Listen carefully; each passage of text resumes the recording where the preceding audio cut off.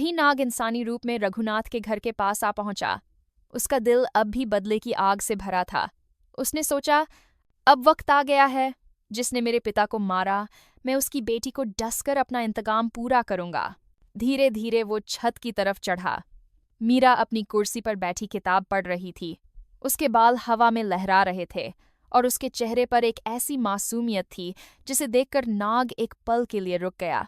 उसने सोचा था कि वो बस एक जख्म देगा, एक डस लेगा, लेकिन जब उसने मीरा को देखा तो उसका गुस्सा जैसे हवा हो गया। ये तो बिल्कुल अलग है। ये उस कातिल की बेटी कैसे हो सकती है? उस रात वो चुपचाप वहां से चला गया। बदला लेने आया था, लेकिन उसके दिल में एक अजीब सी हल्की रोशनी उतर गई थी। अगली कुछ रातों तक नाग वापस आता रहा।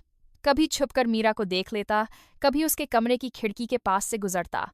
उसने अभी तक उससे बात नहीं की थी, लेकिन उसके दिल में कुछ बदल रहा था। दूसरी तरफ मीरा को भी एहसास होने लगा जैसे कोई उसे देखता है। कभी हवा में सरसराहट होती, कभी जमीन पर गिरता पत्ता अजीब सी आवाज करता।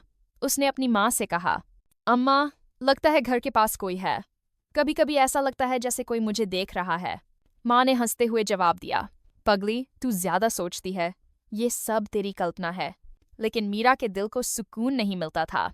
और नाग का दिल, वो अब बदले से ज्यादा एक नई आग से भर गया था, मोहब्बत की आग। उस रात के बाद नाग रोज किसी न किसी बहाने से मीरा के घर के पास आ जाता।